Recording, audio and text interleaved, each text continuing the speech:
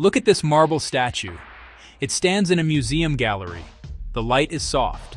The air is still. People walk by slowly. They whisper. They say nothing at all. They look. The figure is carved from cold stone, yet it feels full of life. It is naked, but the room feels calm, respectful. Now imagine seeing a photo of that same body, but this time it is on your phone. The screen is bright. The light is harsh. You are on a bus, or in a busy cafe, or alone in your room. Same form. Why accept marble in museums, yet reject it online? A statue in a museum has a slow life. It was made to be seen, and it was made to last. Think of the ancient Greek sculptors. They studied the body, searching for an ideal. They used mathematics and observation to reach balance and harmony.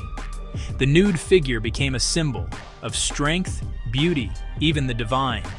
Artists worked with patience and immense skill. They chiseled stone and cast bronze. Each curve was a choice. The body became a language. It spoke of heroism, suffering, truth, and power. The Renaissance revived this ideal with light, shadow, and story. Adam and Eve was not just about two naked people. It carried meaning. The museum is a special kind of space. It asks you to look slowly, to think, to connect. Signals tell your brain this is important. Context frames the body as art. The internet is not slow. It is loud and crowded. Images jump from place to place, stripped of surroundings.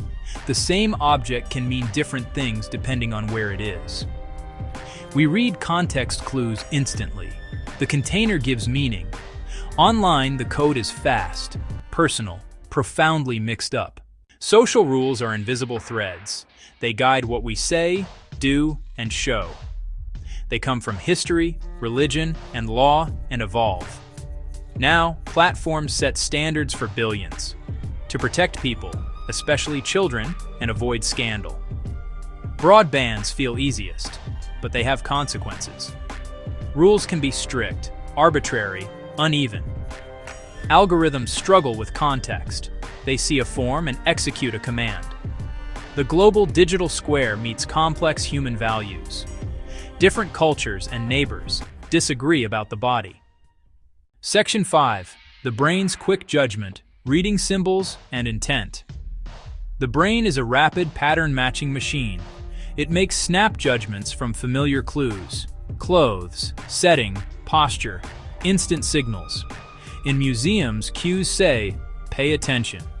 This is art. Your brain shifts to look for symbol, story, skill. It reads the body as an idea. Online, cues point elsewhere: personal, private, intimate. The mind links anonymous nudity to sex or risk. We treat reflections differently from raw events. Intent matters.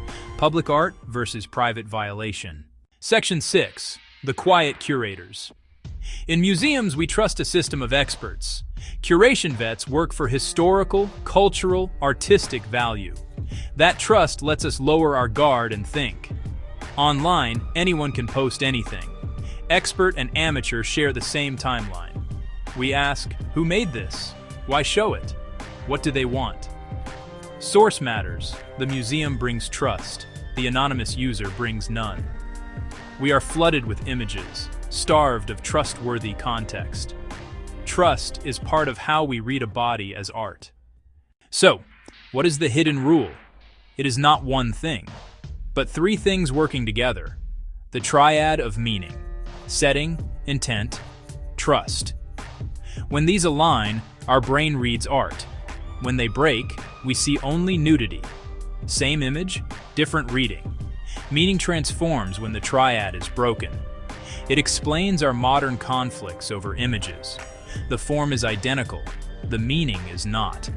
Left naked of setting, intent, and trust, the art disappears. Knowing the hidden rule lets us think differently. Move beyond the quick reaction. Ask about context. Who made it? Why was it made? Where is it shown? For whom? Is the intent reflection or provocation? Platforms can build context, not just remove content. We can teach patience, to pause, to understand. The difference is the story wrapped around the body. Stone and pixels can draw the same lines and stir the same feelings, yet lead us to wonder or unease. Notice the quiet, notice the speed. Ask what clues guide your eyes, and why one feels like art while the other feels like a problem.